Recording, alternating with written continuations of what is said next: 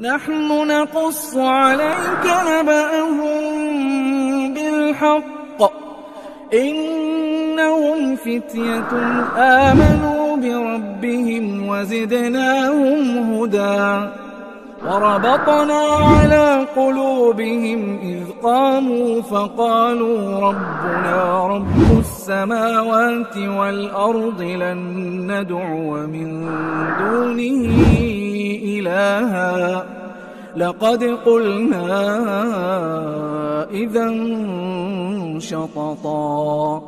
بسم الله. Assalamualaikum warahmatullahi wabarakatuh. Alhamdulillahi hamdan katsiran thayyiban mubarakan fi kama yuhibbu rabbuna wa yardah. Asyhadu an la ilaha illallah wahdahu la syarikalah wa asyhadu anna Muhammadan abduhu wa rasuluhu wa salatu wassalamu ala Rasulillah wa ala alihi wa ashabihi wa man tabi'ahum bi ihsanin ila yaumiddin. Ya ayyuhalladzina amanu taqullaha haqqa tuqatih wa la tamutunna illa wa antum muslimun. Rabbi zidna ilma warzuqna fahma.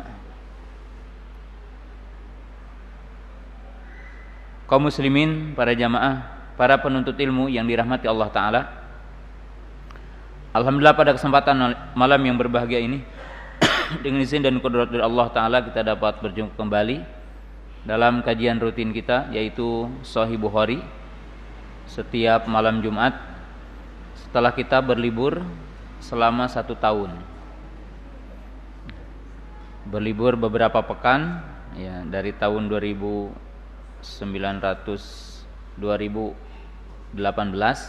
sampai 2019 ya. Jadi 1 tahun libur. Dan kita sekarang mulai lagi di tahun baru Masehi ini, di bulan Januari. Kita insyaallah masuk pada bab yang ke-15, hadis yang ke-22 ya.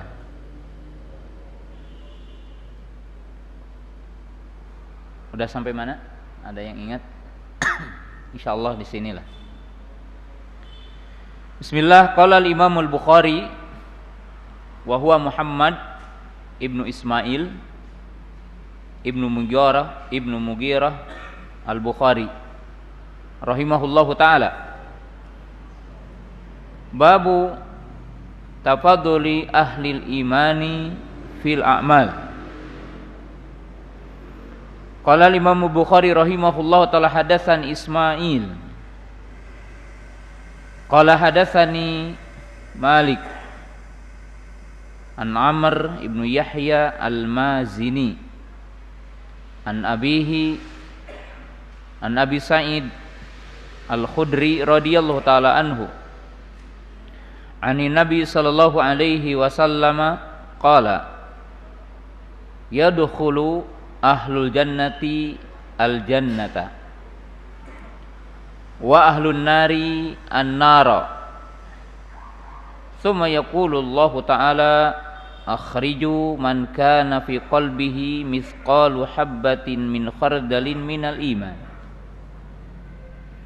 wa yukhrajuna minha qadis waddu wa yulqawna fi nahril haya awil hayati syakka Malik wa yanbutuna kama tanbutul habbatu fi janibis sayli alam tara annaha takhruju safra'a multawiyah. Qala Wuhaib haddatsana Amr al-Hayat wa qala khardalin min khairin. Wa qala al-Imam al-Bukhari rahimahullah ta'ala hadatsana Muhammad ibnu Ubaidillah haddatsana Ibrahim ibnu Sa'ad an Salih an Ibn Shihab an Abi Umamata Ibni Sahal annahu sami'a Aba Sa'idin al-Khudri radhiyallahu ta'ala anhu yaqul qala Rasulullah sallallahu alaihi wasallam bainama ana naimun ra'aitun nasa yu'raduna 'alayya wa 'alaihim qumusun minha ma yablughu sudiyyi wa minha ma duna dzalik wa urida 'alayya Umar bin Khattab wa 'alaihi qamisun yajurruhu qalu fama awalta dzalika ya Rasulullah qala ad-dinu. Bab yang ke-15 masih dalam bab tentang masalah iman.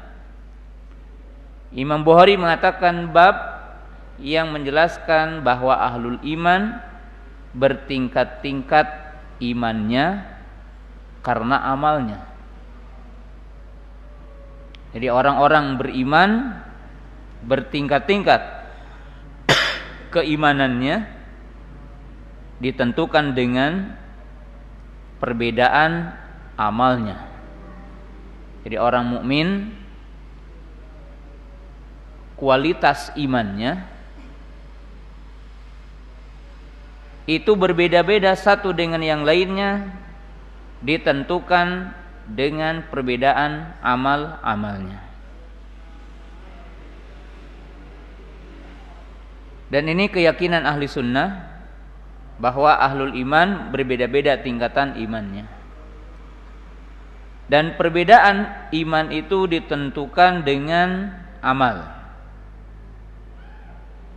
Kita berikan contoh yang sederhana dulu.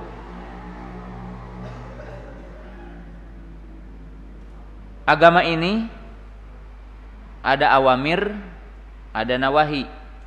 Agama ini ada perintah, ada larangan. Perintah juga hukumnya ada dua. Ada perintah yang hukumnya wajib, ada perintah yang hukumnya mustahab.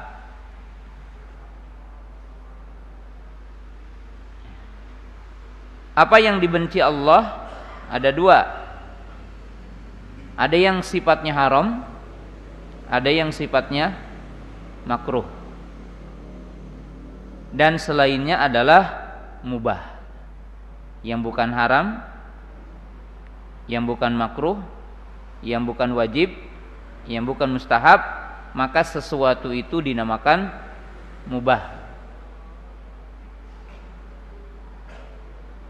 Orang mukmin imannya berbeda-beda, kualitas imannya berbeda-beda, dan timbangan imannya berbeda-beda. Sejauh mana ia melaksanakan perintah, sejauh mana ia meninggalkan larangan. Jadi iman seseorang itu kualitasnya, timbangan imannya ditentukan dengan sejauh mana melaksanakan perintah, sejauh mana ia meninggalkan larangan. Kemudian kita beri contoh sekarang perintah salat, perintah zakat, perintah puasa, perintah haji.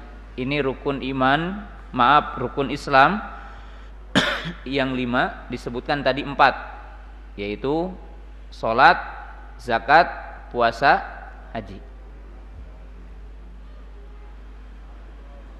Jika seseorang mukmin melaksanakan yang 4 ini, dia salat 5 waktu maksudnya, kemudian dia puasa Ramadan, dia berzakat, dan dia berhaji 1 kali seumur hidup, maka berarti ia telah menyempurnakan sekian cabang iman.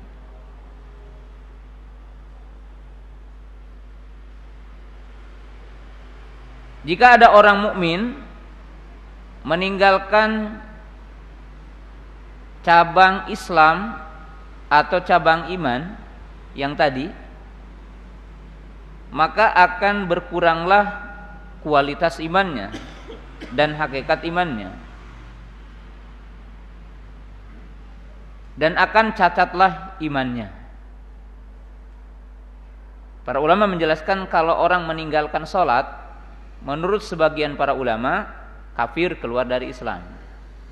Jadi walaupun dia bersahadat, tidak bermanfaat syahadatnya. Dan ini jumhur sahabat, jumhur para ulama muhaddis.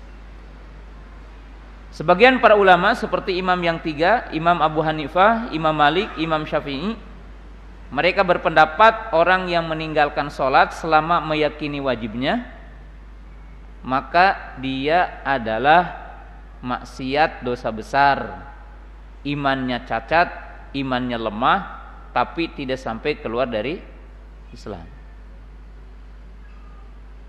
Adapun yang tiga berikutnya, yaitu tidak berzakat, tidak puasa, tidak haji, kalau ia tetap meyakini wajibnya, kemudian dia tidak melakukannya, maka seolah-olah para ulama sepakat bahwa mereka itu tidak kafir, tapi sepakat cacat imannya. Dan tentunya timbangan imannya akan menjadi ringan, dan kualitas imannya akan berkurang dibandingkan dengan orang-orang yang menjaga rukun Islam yang 4 tadi gitu. Sekarang kita sebutkan poin kedua. Kalau ada orang mukmin, dia melaksanakan sholat 5 waktu, dia menunaikan zakat, dia menunaikan puasa, dia menunaikan haji, maka setelah itu ia melaksanakan sholat rawatib, umpama sholat qobliyah, sholat ba'diyah, maka imannya akan berbeda dengan yang orang sholatnya hanya 5 waktu, tidak ada qobliyah, tidak ada ba'diyah. Kalau sholat ya sholat aja yang wajibnya, tidak qobliyah, tidak ba'diyah. Kalau habis salam langsung pergi gitu, tidak ada ba'diyahnya gitu. Maka kualitas imannya akan berbeda dengan orang yang kedua yang menjaga sholat rawatib. Orang yang menunaikan sholat rawatib akan di bawah kedudukan orang yang setelahnya, yaitu siapa? Orang yang sholat malam, sholat tahiyatul masjid, sholat duha, mereka menjaganya itu. Maka kualitas imannya akan berbeda dengan orang yang sekedar menjaga sholat rawatib. Karena tapadulul iman bitapadulil amal. Karena tingkatan iman itu akan berbeda dengan tingkatan amalnya. Semakin banyak amal, semakin tinggi derajat apa? Imannya. Ini contoh sederhana gitu. Zakat ya sama. Kalau orang zakat saja dengan orang yang melebihi ya dari ketentuan, atau dia melakukan sedekah bukan karena sekedar nisab, bukan sekedar dengan ukuran dikeluarkan, tapi dia melakukan infak. Ya. Dia melakukan sedekah tatawu, tidak hanya sedekah wajib, maka imannya bertambah.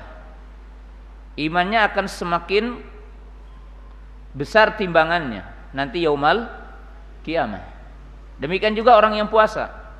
Kalau dia puasa Daud, kalau dia puasa Senin Kamis, kalau dia puasa Asyura, kalau dia puasa Arafah dan seterusnya, akan berbeda apa?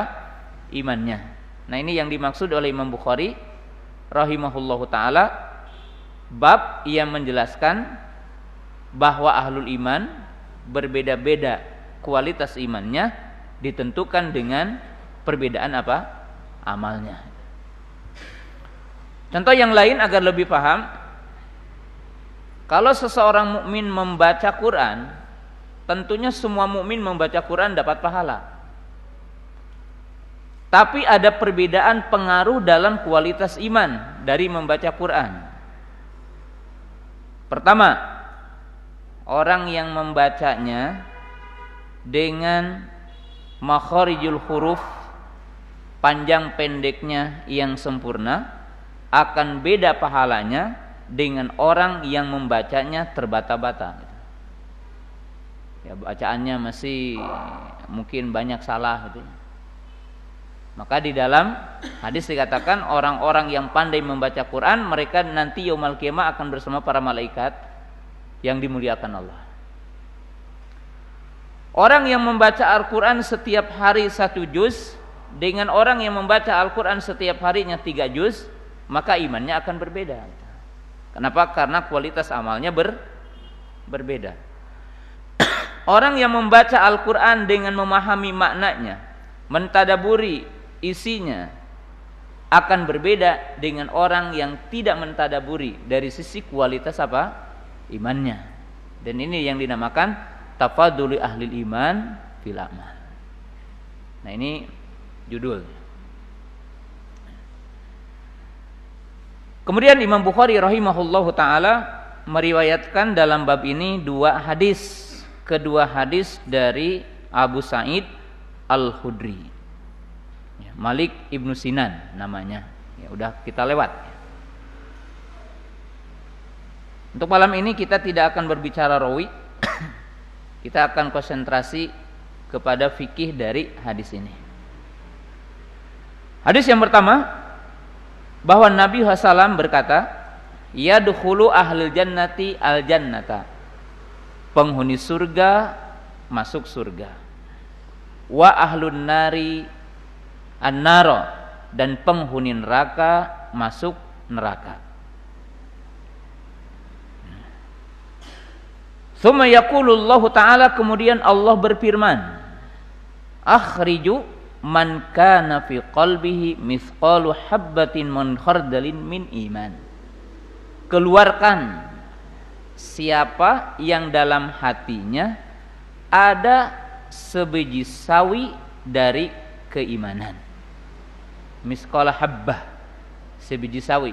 Ya, biji sawi itu ya banyak ya. Ya seperti mungkin kita mengenal biji timun, biji semangka, ya, kemudian bijian semua, biji engkol apa itu, kembang apa. Ya sekarang kan tahu ya, ada kayak biji-bijian semua ya. Itu gambaran ya, biji-bijian. Tahu wijen? Mungkin habah paling kecil wijen ya. Ya, wijen. Tahu wijen? Hah? Itu kan antum suka beli apa itu? Onde-onde yang di pinggirnya itu apa? Wijen itu namanya. Antum mengenalnya bahasa Indonesianya apa? Wijen ya? Wijen. Ya, kenalilah itu hanya untuk paham, bukan untuk itu hakiki 100% itu. Karena gambaran saja. Qala fayuhrijuna minha qadis waddu, maka dikeluarkanlah dari neraka itu mereka yang mereka itu wajahnya telah renghek. Jadi wajahnya telah gosong, hitam kelam. Jadi wajahnya telah gosong. Ya. Antum punya terjemah lain apa? Telah apa? Gosong ya. Hah? Ya, dalam riwayat dikatakan bagaikan belanga, ya, katel, ya, seeng yang telah dibakar lama gitu kan. Itulah gambarannya, hitam, kelam. Fayul qauna fi nahril hayati, fi nahril haya awil hayat. Lalu mereka dimasukkan ke sungai hidup atau sungai kehidupan. Jadi mereka dicuci dulu, sebab yang di surga itu tidak boleh orang yang tidak ganteng. Jadi yang tidak ganteng tidak masuk surga. Yang tidak cantik juga tidak masuk surga. Nenek-nenek tidak masuk surga, kakek-kakek tidak masuk surga. Maksudnya yang di surga itu muda lagi nanti semuanya. Wajahnya tidak ada yang keriput, ya, semuanya ganteng-ganteng. Ya, itu penghuni surga nanti. Maka digambarkan di sini seperti itu. Bayan butu nakamatan butul habbatu fi janibis saili. Maka nanti akan tumbuh bagaikan tumbuhnya biji-biji yang bertebaran di pinggir-pinggir sungai. Ya pinggir sungai itu kan kalau ada air bah berarti kan suka tersisa tuh ya. Paham nggak? Bekas apa itu? Bekas air, kemudian bekas apa? Bekas banjir gitu kan. Antum pernah tahu sungai kena banjir? Kemudian kalau udah surut itu kan ada bekas-bekas ya apa? Basah gitu kan? Ya, itu yang dinamakan janidusail. Yang apabila ditanam ya dan terkena air lagi maka akan apa? Cepat tumbuh. Dalam bahasa orang Jawa Barat sing pelenguk. Ya, itu apa? Kalau kita tanam biji kacambah yang paling gampang gitu. Itu kan kalau tumbuh seperti begitu. Keluar apa? Tunasnya. Ya. Qala alam taro annaha takhruju safra multawiyah. Bukankah kalian akan melihat bahwa dia akan keluar dengan warna kuning? Benar enggak? Ini ada ahli biologi yang belajar tentang ilmu apa? Tumbuh-tumbuhan. Benar enggak itu kalau biji gitu kan? Pertama muncul seperti itu. Ada tunasnya. Multawiyah kemudian apa? Artinya agak bengkok gitu ya. Begini benar enggak? Jadi tidak begini.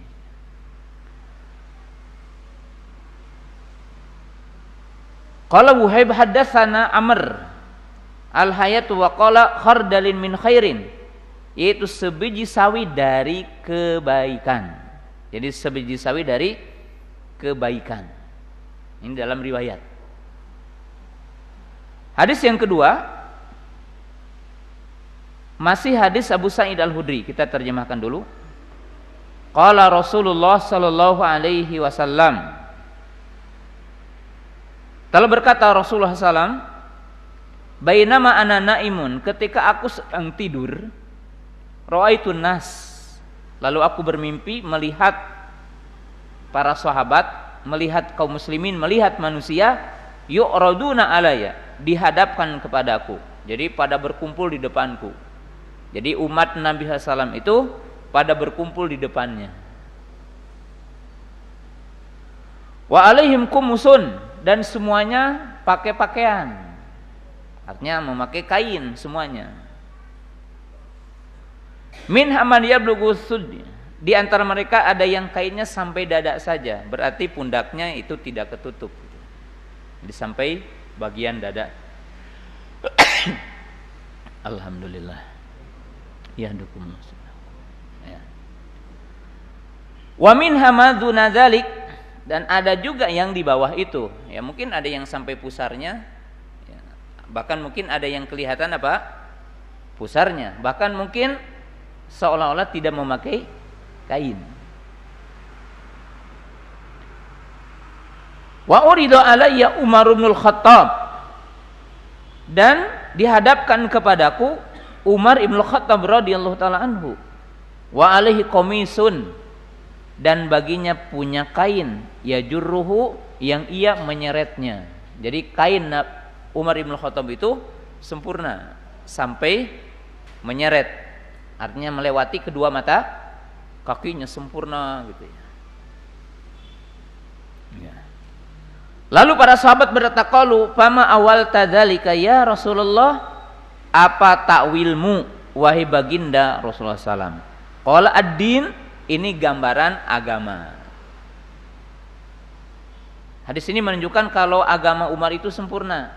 Iman Umar ibn Khattab itu sempurna, mulia, tinggi, dibandingkan dengan sahabat yang lainnya gitu. Jadi ini menunjukkan bahwa gambaran iman bertingkat-tingkat. Sekarang kita akan ambil pokok bahasan dari hadis ini. Kenapa Imam Bukhari mengetengahkan hadis ini, bab ini dalam bab iman? Tujuan pokoknya membantah kepada dua kelompok. Jadi kalau antum udah paham segitu cukup ya. Tambahannya lain nanti saya jelaskan. Kalau paham ini udah cukup paham Sahih Bukhari gitu. Imam Bukhari dengan mengetengahkan bab ini dan 2 hadis dalam bab ini untuk membantah 2 kelompok yang menyimpang dalam iman. Yang pertama membantah kepada kaum Khawarij yang mereka beranggapan pelaku dosa itu kufur dan kekal di neraka. Hadis ini membantah bahwa orang mukmin yang melakukan dosa tidak kekal di neraka selama dia tidak keluar dari Islam. Ya, ini pertama. Ya, jadi membantah keyakinan orang Khawarij, di mana orang-orang Khawarij mengatakan setiap yang masuk neraka mesti kekal di neraka, dan ini pendapat yang menyimpang, bertentangan dengan akidah Ahlussunnah, bertentangan dengan hadis ini. Yang kedua, hadis ini membantah kepada kelompok yang kedua, yaitu kelompok Murji'ah. Ya, kita udah jelaskan dari awalnya, sehingga bukan kalimat yang baru ya kata-kata Murji'ah. Di mana orang Murji'ah berpendapat maksiat tidak mempengaruhi iman, maksiat tidak mencacati iman, dan maksiat itu bukan ancaman untuk masuk neraka menurut mereka. Jadi maksiat itu tidak mencacati iman, dan maksiat itu seolah-olah tidak memberikan ancaman neraka. Jadi bukan sebab masuk neraka, dan ini batil. Maksiat mencacati iman, dan maksiat menyebabkan orang bisa masuk neraka. Jadi kalau orang melakukan maksiat, maka dia diancam dengan neraka. Nah, 2 hadis ini menjelaskan bantahan kepada orang Khawarij dan pendapat orang Murji'ah. Dari sisi yang lain, 2 hadis ini pun membantah kepada pendapat-pendapat ahlu bid'ah. Jadi tadi disebutkan ini bantahan langsung kepada Khawarij, bantahan langsung kepada apa? Murji'ah.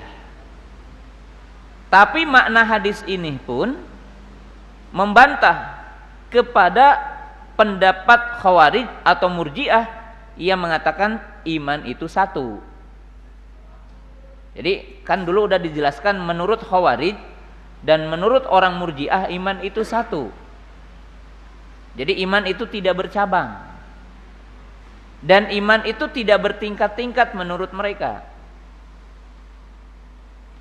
Kata orang Khawarij, iman tidak boleh berkurang. Kalau berkurang berarti dia kafir. Kalau menurut orang Murji'ah iman satu, maka tidak ada pengaruh maksiat untuk iman. Nah, maka hadis ini membantah bahwa iman itu bertingkat-tingkat, bahwa iman itu bercabang-cabang. Jika orang melakukan cabang-cabang iman dengan sempurna, maka dia akan menjadi sempurna apa? Imannya. Kalau seseorang itu meninggalkan bagian dari cabang iman, maka akan berkurang kesempurnaan apa? Imannya. Jadi akan berkurang kesempurnaan imannya. Setiap ia meninggalkan bagian dari cabang iman, maka akan mengurangi kesempurnaan apa? Imannya. Dengan diredaksikan yazidu bi ta'ah wa yanqusu bil maksiat. Iman bertambah dengan taat, berkurang dengan maksiat gitu. Jadi ini pokok bahasan bab ini. Nah, baru kita bahas hadis. Ya, setelah paham ini cukup. Kalaupun tidak sampai kepada apa yang saya jelaskan, minimalnya antum paham tadi bahwa hadis ini membantah kepada 2 kelompok yang menyimpang. Nah, sekarang kita akan pahami hadis ini. Kita pahami dulu hadis nomor 2 sebelum nomor 1.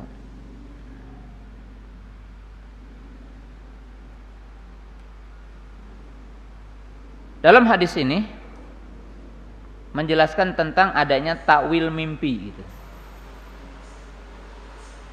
Jadi menjelaskan adanya takwil mimpi. Dan Imam Bukhari nanti akan menjelaskan kitab ru'ya, bab tentang mimpi nanti di babnya gitu.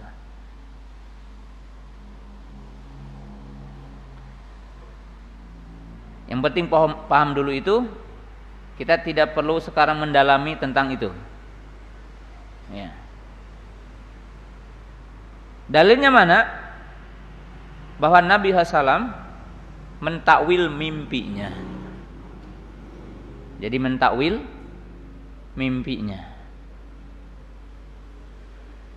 Dan tentunya takwil mimpi pertama harus punya pemahaman yang bagus pada Quran Sunnah. Kemudian dari sisi ro'yu ya, kesolehan, ini salah satu bagian orang bisa mentakwil mimpi dengan benar ya. Bahwa Nabi SAW di sini mimpi tentang manusia dengan memakai kain gitu. Ada yang sampai dadanya, ada yang di bawah itu, dan disebutkan Umar dengan sempurna kainnya. Maka itu adalah gambaran iman agama gitu. Itu mentakwil. Jadi dalam Islam ada ilmu takwil mimpi. Ya. Ini yang pertama.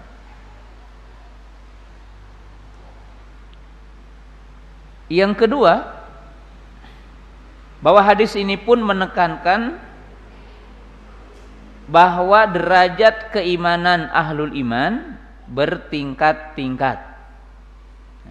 Jadi derajat keimanan ahlul iman bertingkat-tingkat. Itu yang kedua. Yang ketiga,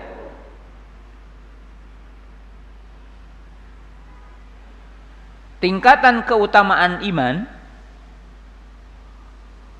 ditentukan dengan sejauh mana seorang mukmin mengamalkan agamanya gitu. Jadi tingkatan seorang mukmin, tingkatan imannya ditentukan dengan sejauh mana dia mengamalkan agamanya. Kalau dia menyempurnakan mengamalkan agamanya, maka sempurna imannya. Kalau dia kurang, maka akan mengurangi imannya.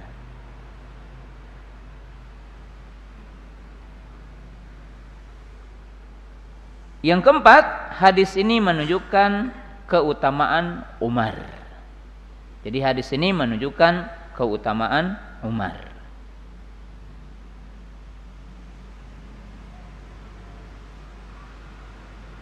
Lalu perlu diperhatikan dalam hadis tentang Umar, bisa saja akan keliru dalam dua sisi tentang memahami hadis Umar. Diperhatikan, mungkin ada orang yang salah memahami ujung dari redaksi hadis Umar. Yang pertama, mungkin antum berkata, katanya isbal tidak boleh. Kok ini digambarkan Umar dalam mimpi memakai kain yang melewati mata kaki. Ya, gimana? Kan isbal tidak boleh. Apakah hadis ini menjadi dalil bolehnya isbal? Maka para ulama mengatakan sama sekali itu adalah tidak menunjukkan itu.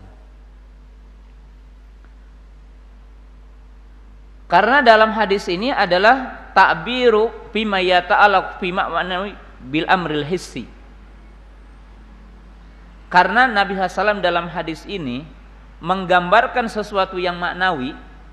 Maknawi itu yang bukan yang fisik, bukan yang ini, dengan sesuatu yang hissi. Karena kalau digambarkan iman itu pakaian, iman itu kan digambarkan libas, takwa itu libas, walibasu takwa dalika khair. Maka gambarannya ini perkara maknawi, digambarkan dengan hissi li takribil fahmi, untuk mendekatkan pemahaman. Bahwa kain Umar ibn Khattab itu menutupi semua anggota badannya, yang menggambarkan kesempurnaan imannya, kesempurnaan agamanya. Itu yang pertama. Yang kedua, mungkin ada orang yang memahami bahwa hadis ini menunjukkan bahwa Umar lebih utama dari Abu Bakar gitu.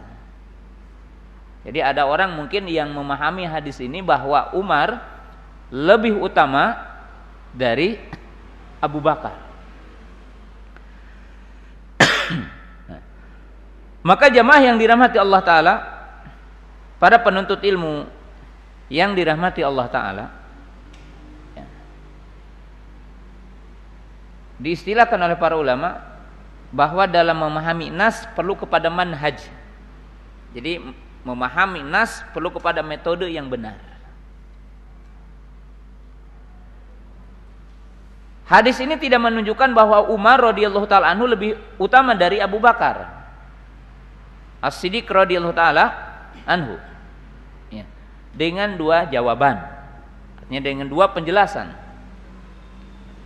Penjelasan yang pertama, bahwa Nabi sallallahu alaihi wasallam menyebutkan satuan para sahabat kelebihannya. Ada yang lebih ini, ada yang lebih itu, ada yang lebih ini gitu. Maka Nabi SAW menyebutkan satuan kelebihan-kelebihannya. Contoh, mungkin orang-orang Rafidhah, orang-orang Syiah akan mengatakan Ali lebih utama. Pakai hadis mana? Hadis ketika dalam perang Khaybar, bahwa Nabi SAW mengatakan la'utiyanna rayata ghadan rajulan yuhibbuhullah wa rasuluhu. Yani yuhibbullaha wa rasulahu wa yuhibbuhullahu wa rasuluhu. Seperti hadis yang mengatakan dalam perang Khaybar, ketika para sahabat menunggu besok karena perangnya besoknya, maka Nabi SAW membuat pengumuman. Beliau mengatakan, besok aku akan berikan bendera perang, royah, bendera perang, kepada seseorang yang dia mencintai Allah dan mencintai Rasulnya, dan Allah mencintainya dan Rasul mencintainya.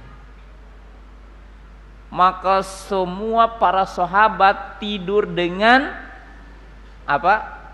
penuh harapan. Ya mungkin gundah, penuh harapan semuanya, siapa besok gitu. Maka Nabi SAW mencari, aina Ali, di mana katanya Ali. Lalu para sahabat mengatakan beliau sakit mata, suruh dia ke sini. Lalu Nabi SAW meludahinya, lalu sembuh gitu. Ya, sehingga mungkin sebagian orang sekarang ada yang mengobati sakit mata dengan ludah gitu. Maka Nabi SAW paja apa basoko fi ainaihi, maka Nabi SAW meludahi, lalu sembuh ya. Dan ini karomah gitu ya. Tapi jangan diminta sama kiai ya, belum tentu ya. Fabaria, maka sembuh seketika pilhal katanya. Maka diberikanlah royah. Lalu Nabi SAW mengatakan, unfud ala risrika hatta tanzila bisahatin. Lalu Nabi SAW mengatakan, tenang, jangan terburu-buru melakukan penyerangan sehingga kalian melihat pasukan. Suruh tenang. Kemudian Ali berkata, kepada apakah aku menyuruh mereka? Kepada Islam katanya. Seterusnya. Ada orang-orang Khawarij, orang-orang Rafidhah Syiah yang mengatakan berarti Ali yang paling mulia dari seluruh para sahabat, termasuk di atas Abu Bakar dan di atas Umar. Karena ia memakai sepotong hadis ini. Lalu bagaimana bagi kita, wajib bagi kita untuk mengumpulkan semua hadis. Maka dipastikan setelah kita mengumpulkan semua hadis, maka kelebihan Abu Bakar didapatkan dalam setiap sendi-sendi iman. Jadi apa yang didapatkan dalam Abu Bakar didapatkan dalam sendi-sendi iman, yang hampir semuanya melebihi mereka. Ya, setelah dikumpulkan tentang hadis-hadis tentang Abu Bakar As-Siddiq, dan bukan makomnya malam ini untuk menyebutkan semua ya. Ya. Jadi kita harus mengikuti manhaj yang benar, cara yang benar ya, di dalam memahami hadis ini ya. Memahami hadis-hadis ini. Jadi bisa saja orang keliru dalam memahami ujung dari hadis Abu Sa'id yang kedua ini. Maka wajib kita meluruskan pemahaman kita. Ya. Kita pindah ke hadis nomor 1. Yadkhulu ahlul jannati ahlal jannati wa ahlun nari an-nara.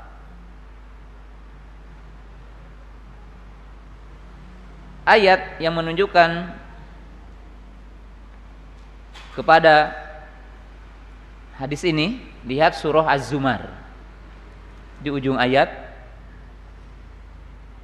wasiqal ladzina kafaru ila jahannama zumara hatta idza ja'uha futihat abwabuha wa qala lahum khazanatuha alam ya'tikum rusulun minkum yatluna 'alaikum ayati rabbikum wa yunzirunakum liqa'a yaumikum hadza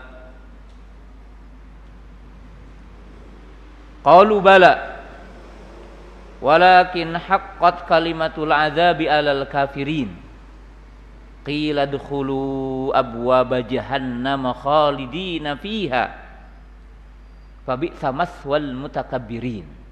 Ini untuk neraka dan orang-orang kafir.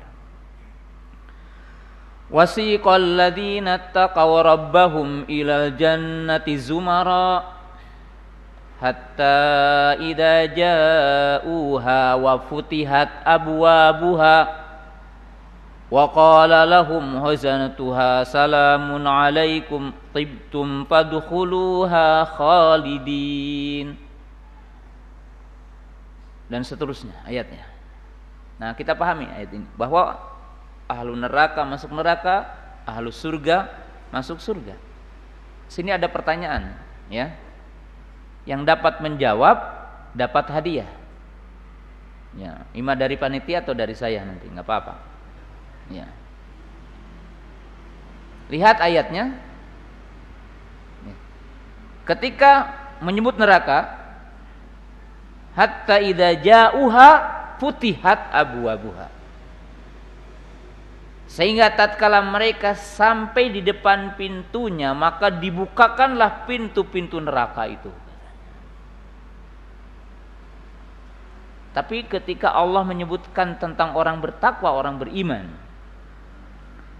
hatta idza ja'uha wa futihat, ada wawunya gitu. Ayat yang pertama tidak ada wawunya, ayat yang kedua ada wawunya. Apa faidahnya gitu? Apa hikmahnya Allah membedakan ayat pertama dengan ayat kedua? Ayat yang pertama tidak dikatakan dengan kalimat wawu, sedangkan ayat yang kedua disebutkan dengan kalimat wawu. Masih ada 6 menit lagi sebelum isya. Man indahul jawab falahul hadiyah.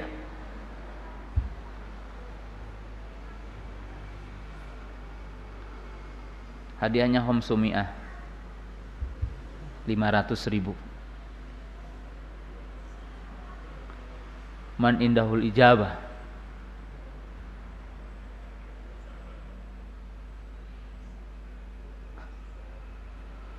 Siapa yang punya jawaban dikasih 500.000. Akhwat juga nggak apa-apa ya, yang bisa jawab.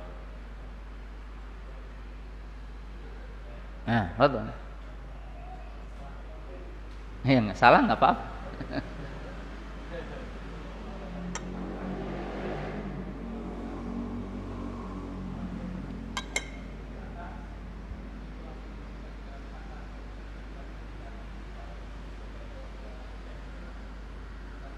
Ya.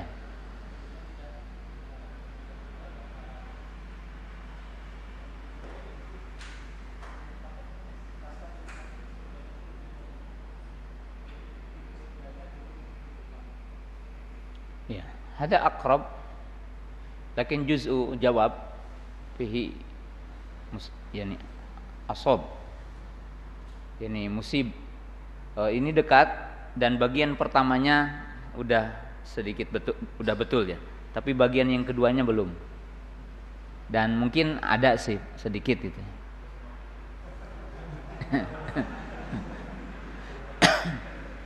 Ya. Man indahu jawab di muhim. Nah, dan ini yang saya ingin jelaskan nanti ya. Jadi sederhana. Tadi udah benar bahwa ketika Allah menyebutkan wasiqal ladzina kafaru ila jahannama zumara hatta idza ja'uha futihat ababuha. Artinya orang kafir itu masuk neraka, penghuni neraka masuk neraka karena tidak ada proses. Tidak ada proses, mereka masuk neraka. Adapun orang-orang beriman, bukan tadi bahwa karena orang beriman kenapa tidak dibukakan langsung surga, karena untuk menunjukkan bahwa orang itu dalam keadaan ingin masuk surga. Ya. Itu bagian jawaban, tapi itu bagiannya kecil. Wawu, ini belajar lughah ya. Wawu itu beda ya. Tahu enggak? Huruf atop, huruf naat, huruf atop. Wawu, fa, tsumma.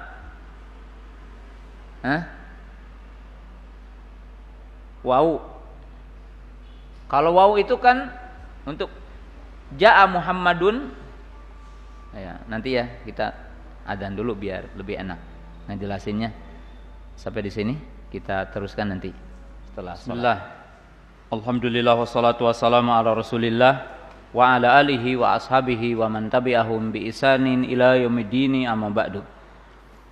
Para penuntut ilmu yang dirahmati Allah Ta'ala, kita kembali untuk menjelaskan tentang ahlul jannati yadkhulul jannah wa ahlun nari yadkhulun nar. Ayat yang menjelaskan bahwa orang beriman masuk surga, orang kafir masuk neraka, dan mereka melewati pintu-pintu dari pintu-pintu surga untuk penghuni surga dan pintu neraka bagi ahlu neraka. Kita tahu neraka ada 7 pintu dan surga ada 8 pintu. Ya, yang menunjukkan neraka ada 8 pintu, laha sab'atu abwabin. Baginya ada 7 pintu. Likulli babin juz'un maqsumun. Bagi setiap pintu ada orang-orang yang masuk ke dalamnya berbeda-beda. Kemudian tadi disebutkan apa hikmahnya Allah menyebutkan dalam ayat sebelumnya tentang orang kafir masuk neraka tanpa menyebutkan huruf ya. Baik tidak mengatakan huruf wawu, tapi futihat abwabuha. Tapi ketika dalam ayat yang setelahnya, yaitu ketika menyebutkan orang-orang yang bertakwa, orang-orang beriman, maka dikatakan wa futihat abwabuha. Jawabannya sederhana tentunya, bahwa orang-orang kafir masuk tanpa proses. Artinya mereka masuk sekaligus ya ke neraka. Dan pintu neraka telah dibuka. Ya, jadi pintu neraka telah dibuka oleh penjaga neraka. Adapun ketika menyebutkan orang-orang bertakwa, kenapa tidak disebutkan dengan futihat ababuha tetapi menggunakan wawu? Wa futihat. Tadi sudah disebutkan bahwa kita mengetahui tentang huruf athof. Ya, itu ada wawu, ada fa, ada tsumma. Biasanya tsumma litarohi, menunjukkan ada jeda dulu. Wawu juga memiliki makna, walaupun wawu biasanya digunakan lil mutlaqil jam'i. Tapi di sini memiliki makna litarohi. Dan ini berkaitan dengan beberapa sebab. Sebab yang pertama, karena masuk surga itu bertahap-tahap manusia masuk surga. Sehingga dikatakan wa futihat abwabuha. Jadi masuk surga itu ada prosesnya.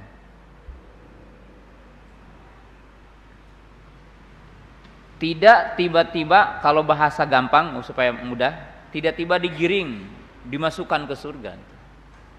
Tapi ada prosesnya. Salah satu prosesnya yang disebutkan dalam hadis tadi, ada orang yang ke surga, ke neraka dulu gitu kan. Tapi poin-poin yang harus kita pahami di sini bahwa masuk surga itu pertama dengan syafaat. Jadi ada proses syafaat dulu. Di mana kita tahu, ini juga sebab yang kedua kenapa disebutkan dengan waw, bahwa tidak ada manusia yang mendahului Nabi kita masuk surga. Karena Nabi SAW itu yang pertama masuk surga. Kemudian setelah itu adalah umatnya. Kemudian di antara umatnya adalah fuqara'ul muhajirin. Dan di antara fuqara'ul muhajirin, Abu Bakar yang pertama masuk surga. Setelah itu baru yang lainnya. Maka di sini menunjukkan masuk surga ada prosesnya. Tidak seperti ke neraka. Digebruskeun ke neraka mah gayat gitu kan. Bahasa Sunda ya. Bahasa Indonesianya apa? Hah? Digiring ya. Tapi bahasa Sunda itu bahasa lebih hebat ya. Lihat itu. Jadi memang gambarnya memang mereka diseret gitu kan. Ya. Kita lihat contohnya pemahaman ini. Bahwa dalam hadis Anas bin Malik, Nabi Hasan bersabda, "Ana awalu an-nas duhulal jannah aw yadkhulul jannah." Aku adalah orang yang pertama masuk surga.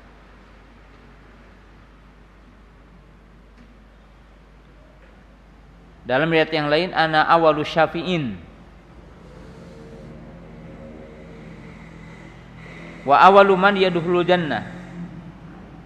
Aku adalah orang yang pertama memberi syafaat dan aku adalah orang yang pertama masuk surga. Kemudian dalam hadis yang lain, ini lebih akan dipahami kenapa ada waw gitu ya. Qala Nabi sallallahu alaihi wasallam, "Ana awwalu man yaqra'u babal jannah." Aku ini adalah orang yang pertama mengetuk pintu surga. Jadi penjaga surga tidak membuka pintu surga tapi diketuk dulu gitu. Sehingga dikatakan ada proses itu. Maka menggunakan apa? Waw.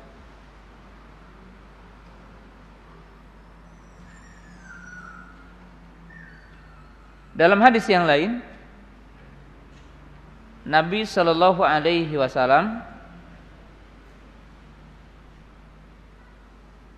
bahkan berdialog dengan Jibril, berdialog dengan penjaga surga. Jadi berdialog dengan penjaga surga, malaikat penjaga surga. Qala Nabi sallallahu alaihi wasallam, "Ati babal jannati." Aku mendatangi pintu surga. Fa astabtihu, lalu aku meminta untuk dibuka. Jadi ada proses. Fa yaqulul khazinu, lalu sang penjaga berkata. Ada yang mengatakan malaikat siapa? Ridwan ya. Tapi tidak ada nas yang menunjukkan namanya gitu ya. Nama Ridwan itu apakah dari hadis ataupun kisah Israiliyat tidak tahu ya. Ya. Tidak diingkari dan juga tidak kita harus tetapkan. Yang jelas malaikat penjaga surga. Faqala man anta, siapa engkau katanya. Jadi Nabi sallallahu ditanya, fa aqulu Muhammad. Maka aku kata Nabi sallallahu berkata Muhammad. Fa yaqulu bika umirtu ala ubtihali ahadin qablak. Aku disuruh sama Allah untuk tidak membuka pintu sebelum engkau katanya. Jadi Nabi sallallahu menjadi orang yang pertama masuk dan malaikat penjaga surga diwanti-wanti oleh Allah Ta'ala untuk tidak membukakan pintu surga sebelum datang Muhammad Sallallahu Alaihi Wasallam. Di sini menunjukkan bahwa ada proses. Ya. Kemudian Nabi SAW memberikan syafaat, ana aulu syafi'in. Jadi di sini menunjukkan bahwa umat Nabi SAW masuk surga dengan syafaat Nabi diantaranya. Karena syafaat Nabi yang nanti terjadi di alam mahsyar, yaumul qiyamah, syafaat yang pertama adalah ketika di padang mahsyar. Ketika manusia itu baru dibangkitkan dari alam kubur di padang mahsyar dalam keadaan telanjang, tidak memakai sandal, tidak dikhitan, matahari mendekat 1 mil, maka dinamakan yaumul qarab, hari yang sangat paceklik, hari yang sangat genting. Maka manusia datang kepada Nabi Adam menolak untuk memberikan syafaat, datang kepada Nabi Nuh, Nabi Ibrahim, Nabi Musa, Nabi Isa, semuanya menolak. Lalu Allah menyuruh Nabi kita untuk memberi syafaat. Ini syafaat pertama di arsatil qiyamah, di padang mahsyar ketika manusia dikumpulkan di situ. Kemudian manusia dihisab, ditimbang, ya. Kemudian melewati jembatan dan setelah itu ada di kontoroh, yaitu jembatan ujung dari jembatan yang ada di neraka. Maka Nabi SAW datang berada di pintu surga dan dibukakan pintu oleh malaikat penjaga surga. Lalu disitulah Nabi SAW memberi syafaat. Ummati, ummati, ummati, umatku, umatku. Ya, jadi orang yang masuk surga disyafaati supaya cepat masuk surga. Gitu ya. Nah ini, jadi ada proses di situ. Jadi ada proses. Kemudian yang selanjutnya, kenapa menggunakan wawu? Ya, karena ada tahdib, ada tanqiyah. Tahdib, tanqiyah itu bahwa orang-orang yang beriman itu kan tergantung imannya. Maka orang-orang beriman itu masuk surga harus dalam keadaan naqiyun, bersih. Ya, semuanya bersih. Tidak ada dosa dengan Allah, tidak ada dosa dengan manusia. Ya. Maka manusia ini ada tanqiyah, ada pembersihan. Sejak di dunia adanya musibah, ujian, kan ini pembersihan dosa ya. Alam kubur, kesulitan arsatil qiyamah, sampai nanti Allah membersihkan orang-orang beriman. Dan di kontoroh itu, di jembatan bagian akhir yang disebutkan dalam hadis, manusia itu akan dikisos. Dalam bahasa orang Jawa Barat, lulubaran. Artinya pokoknya tidak ada kedoliman dengan siapapun. Sampai kalau antum pernah mecut ya, binatang, membentak istri, membentak anak, membentak murid, ya. Bahkan mungkin aya ucing dialungkeun, aya hayam dibaledog gitunya. Itu akan ada kisahnya nanti sampai manusia itu bersih di situ. Barulah masuk surga gitu. Karena yang tidak bersih tidak masuk surga. Kalau masuk surga itu telah bersih. Namanya kisah. Jadi makanya menggunakan wawu putih. Dan di antara bagian terakhir yaitu ada orang-orang yang mereka ditangguhkan masuk surga. Siapa yang ditangguhkan masuk surga? Dua kelompok besar. Yang pertama Ashabul A'raf. Ashabul A'raf itu orang yang ada di dua tebingnya. Besoknya lihat neraka sampai dia ketakutan, menjerit. Besoknya lihat surga gitu. Yang amal soleh dengan amal maksiatnya sama gitu. Sampai dia nanti nawar-nawar kepada Allah dalam hadis yang sahih, cik atuh cenah kana halamanana we gitu. Kana pantona we gitu. Sampai dia masuk surga nanti. Jadi dia menawar kepada Allah Ta'ala. Memang disebutkan dalam hadis seperti itu. Dan kelompok yang kedua adalah orang-orang yang telah masuk neraka. Telah diadab di neraka sampai disebutkan dalam hadis tadi apa? Hitam, kelam, udah gosong, lalu mereka masuk surga. Ya, artinya dengan proses tadi disebutkan ke sungai kehidupan yang membersihkan mereka lalu masuk surga. Dengan apa? Dengan syafaat. Ya. Maka disebutkan waputihat abwabuha. Dan di antara orang-orang beriman ini ada yang mereka masuk surga dengan tanpa adab dan hisab. Yaitu disebutkan apa? Sab'atu alfan. Ya, min ummati yadkhulunal jannata min ghairi adzabin wala hisabin. Ya, jadi masuk surga dengan tanpa adab dan hisab. Mereka itu disebutkan la yastarqun wala yaktawun wala yatatayyarun wa ala rabbihim yatawakkalun. Disebutkan dalam hadis yang sahih ya. Nah, ini pembahasan yang sangat penting dalam bab ini. Jadi ahlu surga berbeda-beda ya, tingkatan masuk apa? Surganya. Nah, saya akan berikan singkat beberapa poin penting. Ya, di sini. Pertama, dalam hadis dikatakan ahlul jannati yadkhulunal jannah. Menunjukkan surga punya pintu. Karena dikatakan masuk ya punya apa? Punya pintu gitu. Jadi menunjukkan bahwa surga punya pintu. Dan pintu surga ada 8. Jadi pintu surga ada 8. Pintu neraka ada 7. Ya, jadi pintu neraka ada 7. Ya, disebutkan dalam ayat Al-Quran, laha sab'atun, ya, abwabin. Dalam surah apa itu? Lihat dalam surah Al-Hijr ayat 44. Wa inna jahannama laumu'iduhum ajmain, laha sab'atu abwabin, likulli babin minhum juz'un maqsumun. Jadi neraka punya 7 pintu. Disebutkan dalam surah Al-Hijr ayat 44. Berapa pintu surga?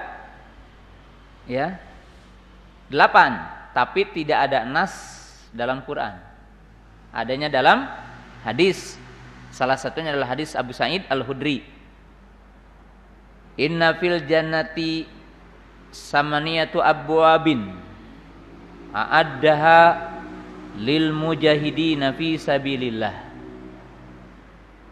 Wa fi riwayatin inna fil jannati samaniyatu abwabin minha yuqalu lahu rayyan la yadkhuluhu illa saimun. Sesungguhnya di surga itu ada 8 pintu dan salah satunya adalah pintu rayyan. Nah, supaya paham kaitan dengan iman, pintu surga itu ada 8. Nama-namanya sebagai berikut. Pertama, mungkin yang paling antum tahu adalah pintu Royan. Karena itu yang sering dibahas oleh ustadz-ustadz di setiap bulan Ramadan. Ya. Sampai ada mustami yang bosan katanya kutibe lagi. Setiap ustadz bahas ayat ya ayyuhalladzina amanu kutiba alaikumu siyamu. Sampai dari awal sampai akhir yang didengar kutibe lagi. Hadis ini populer. Yaitu pintu untuk yang puasa adalah pintu Royan. Yang 7 lagi apa? Yang kedua, babul aiman, pintu paling kanan. Bagi siapa?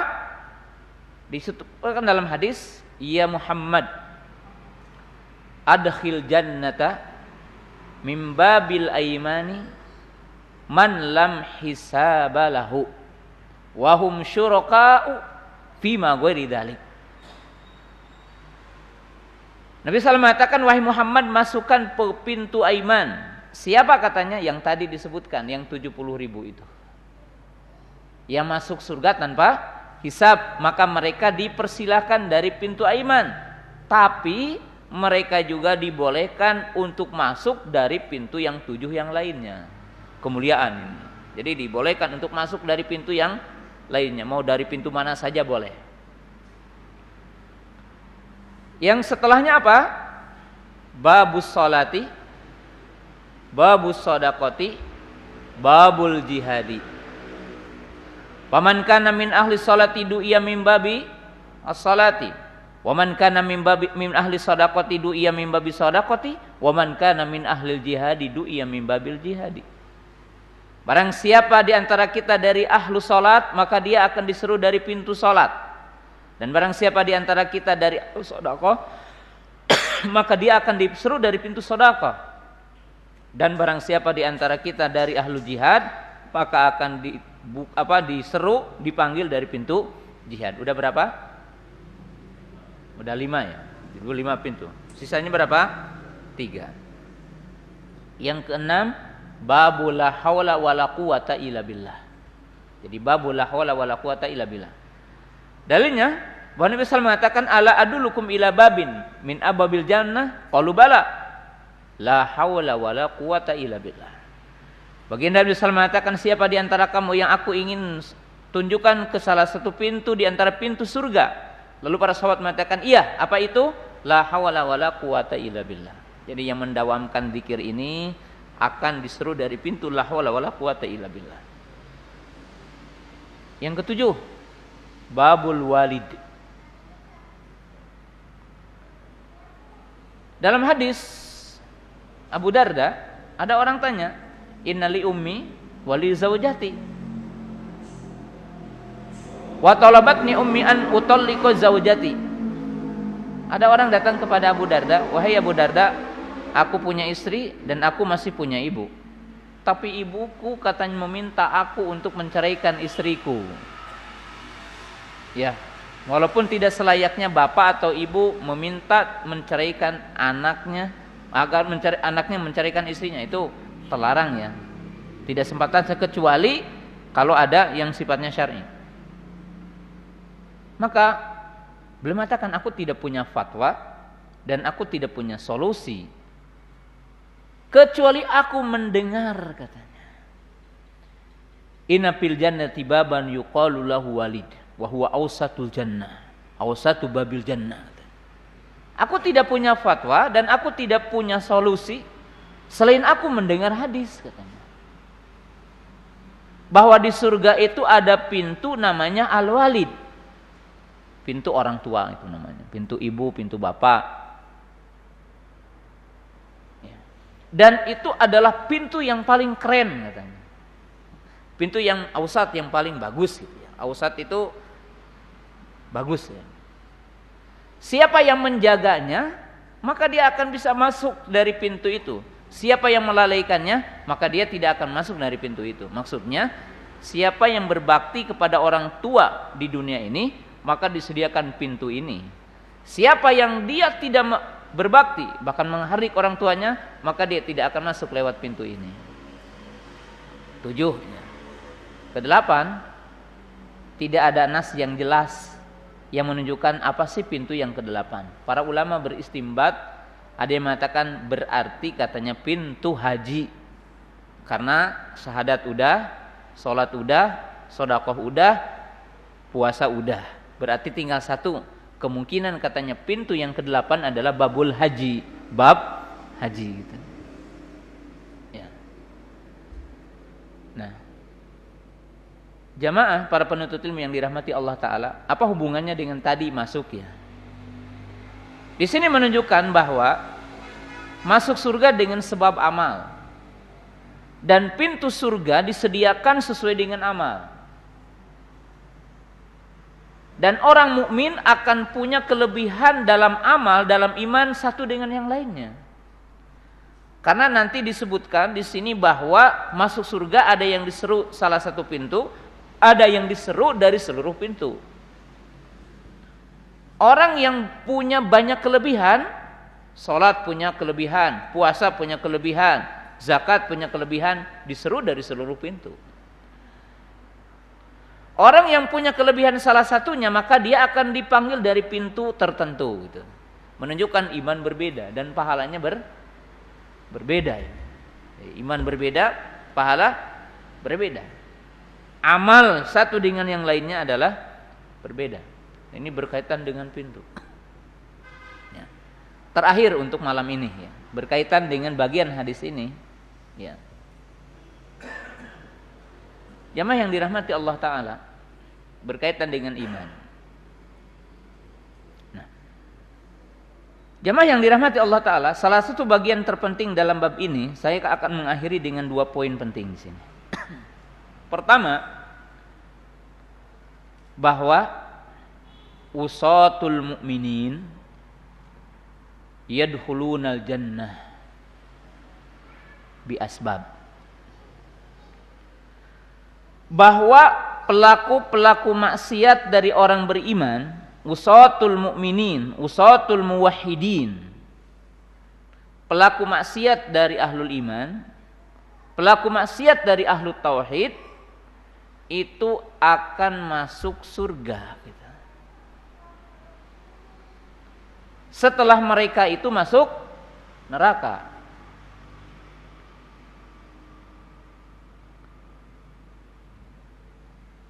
Dengan apakah mereka dikeluarkan dari neraka?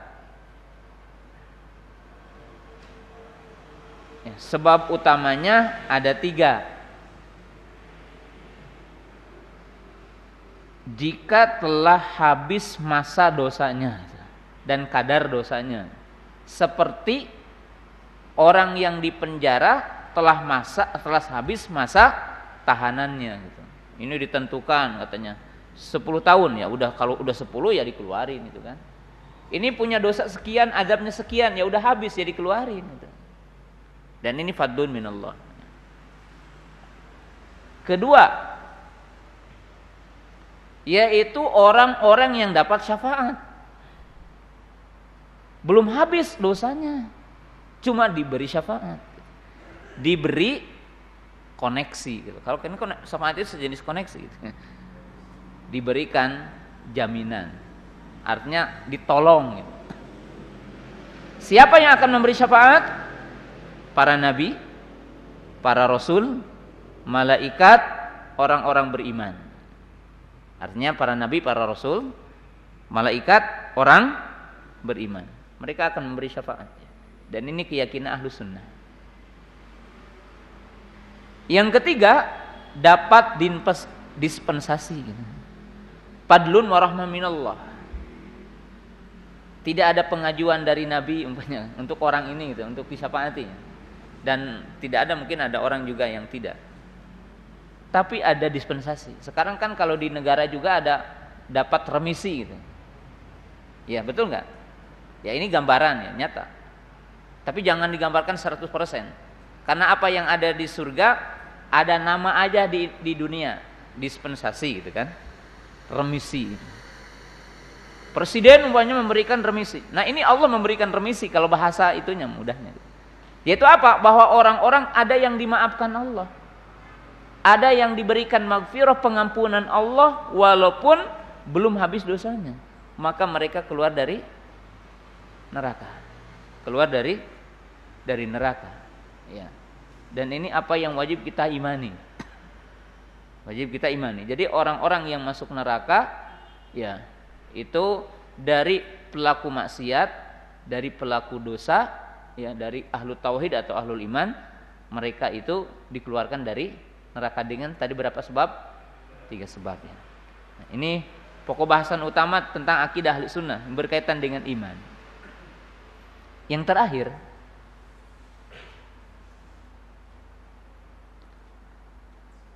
pokok bahasan penting sebagai penutup, iman qaulul qalbi, qaulul lisan, amalul qalbi, amalul lisan, amalul jawari.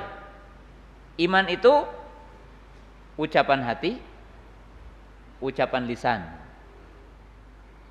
Iman itu perbuatan hati, perbuatan lisan, perbuatan anggota badan. Atau antum udah kenal ya, iman qaulun wa amalun. Pertanyaannya,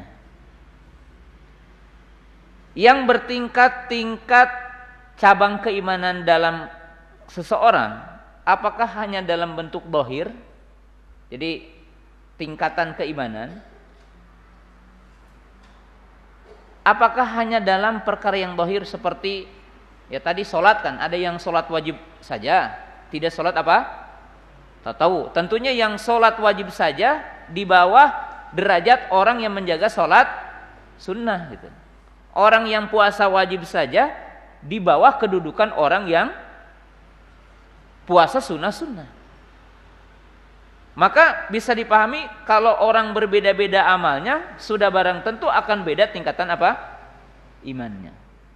Setelah itu apakah iman yang ada dalam hati bertingkat-tingkat atau enggak gitu. Apa iman yang ada dalam hati?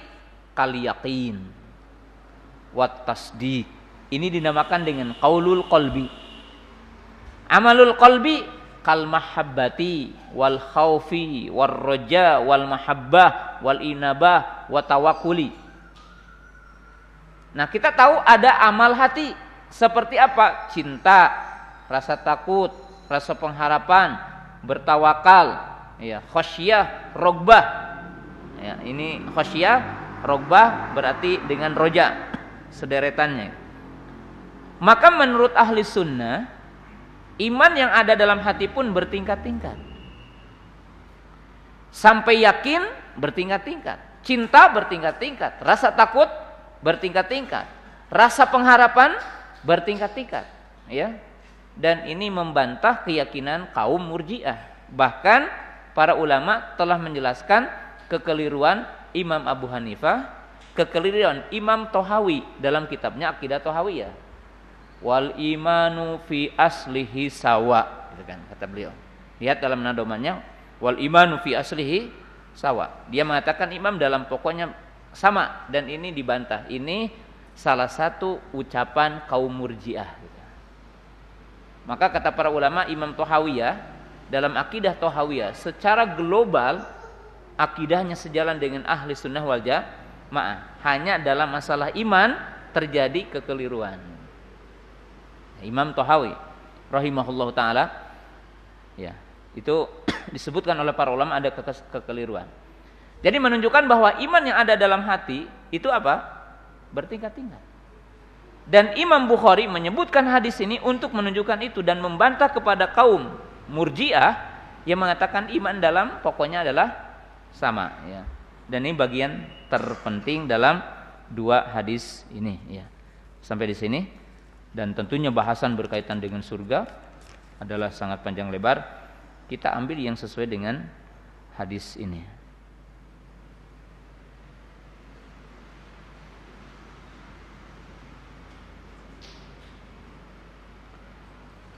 Ustadz ingin bertanya, dikarenakan level iman berbeda-beda, apakah boleh kita menginginkan jodoh dengan level iman lebih tinggi?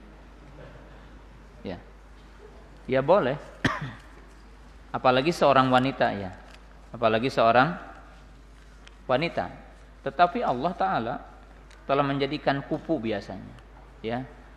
Orang beriman dengan orang beriman, orang yang soleh dengan orang yang soleh, dan seterusnya. Tapi berharap terutama untuk perempuan lebih utama. Lebih apa? Lebih utama. Ya. Oleh sebab itu, hukum awal yang melamar adalah laki-laki. Tapi tidak mengapa seorang wanita menawarkan dirinya. Jadi menawarkan untuk dilamar. Seperti apa? Ada sejumlah sahabiah yang datang kepada Nabi sallallahu alaihi wasallam menawarkan dirinya. Dan itu tidak berkaitan dengan jabatan dan tidak berkaitan dengan harta, tetapi berkaitan dengan apa? Berkaitan dengan masalah iman dan bimbingannya yang diinginkan oleh si wanita itu.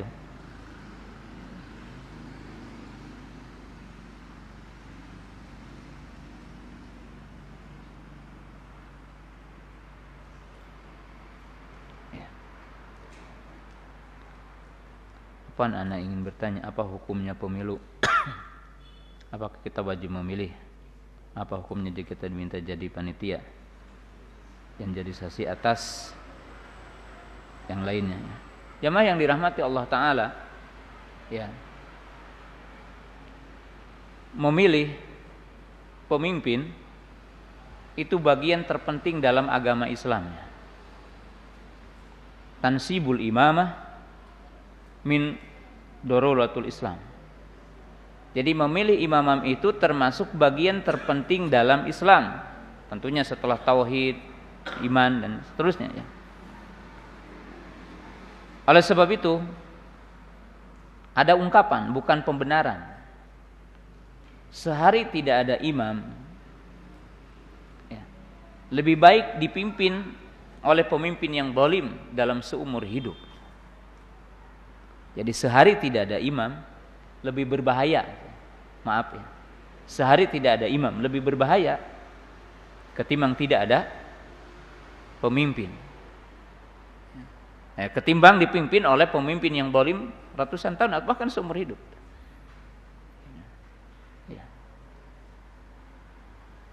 Bahkan di dunia adanya pemimpin hatta yang memimpinnya kafir lebih baik ketimbang tidak ada pemimpin. Karena manusia akan saling membunuh, saling menzalimi dan satu dengan yang lainnya. Keberadaan pemimpin yang zalim, bahkan pemimpin yang kafir akan lebih selamat bagi manusia ketimbang tidak ada. Nah, hadis itu bukan berarti atau ucapan ini bukan berarti mengatakan kalau begitu boleh kita memilih pemimpin yang zalim atau pemimpin orang kafir, bukan. Karena ini di sisi lain kita berbicara. Itu yang pertama. Yang kedua, bahwa jalan memilih pemimpin dalam Islam itu dengan salah satu di antara yang tiga. Jadi memilih pemimpin dalam Islam dengan salah satu di antara yang tiga. Diangkatnya pemimpin. Yang pertama, dengan ahlul adi wal aqdi. Jadi dipimpin dengan dewan syura. Al-alimun, al-aqilun, al-faqihun. Yaitu dengan orang-orang alim, orang-orang faqih, orang-orang yang du basirah, orang-orang yang punya. Tidak semua manusia memilih. Yang kedua, biisyarah minal imam atau tansib minal imam allati qablahu. Yang kedua, jika ada menunjuk dari imam yang sebelumnya. Dan ini dalam sejarah seperti Abu Bakar menunjuk apa? Umar. Dan Umar memilih 6 orang untuk memilih, sehingga memilih Utsman ibnu Affan radhiyallahu taala anhu, dan Ali dengan aklamasi, dalam arti dengan istilah Dewan Syuro yang memilih.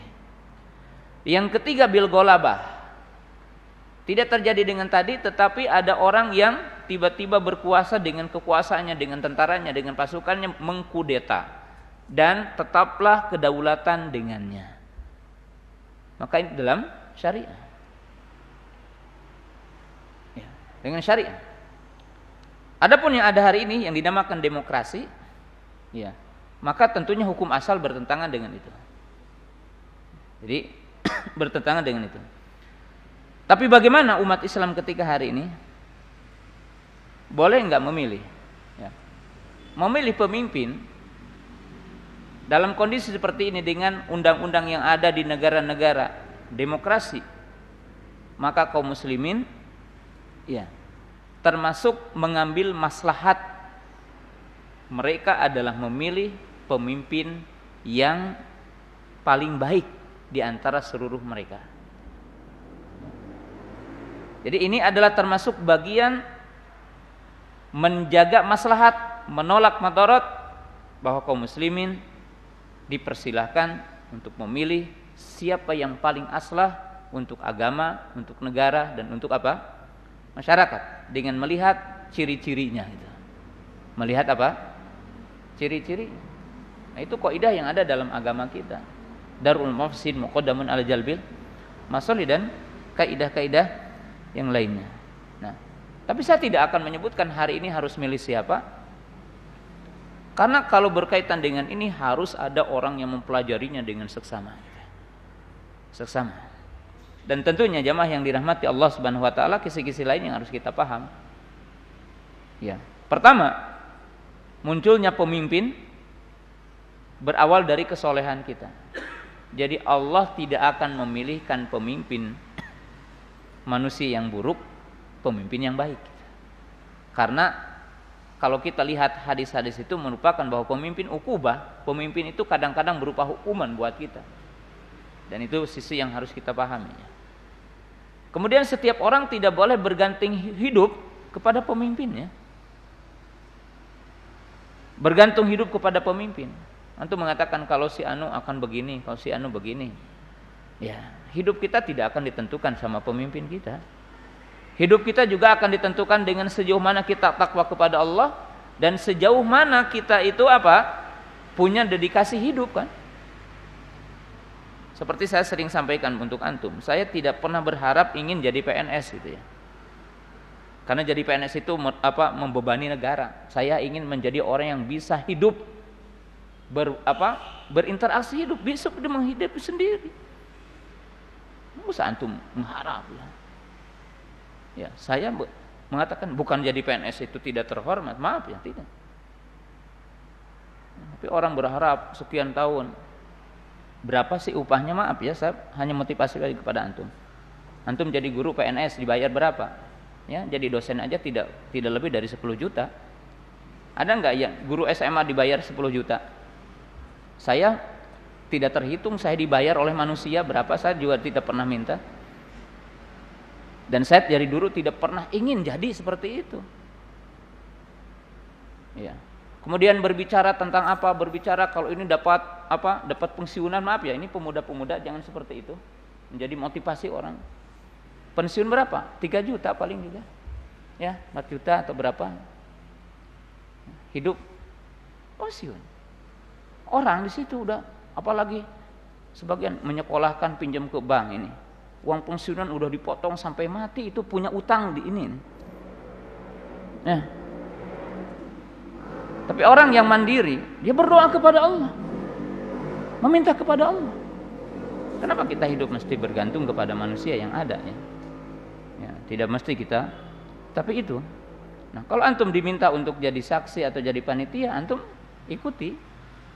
Ya, barangkali ada maslahat bagi semua hari ini, kejujuran, keadilan dan sebagainya, insyaallah ya.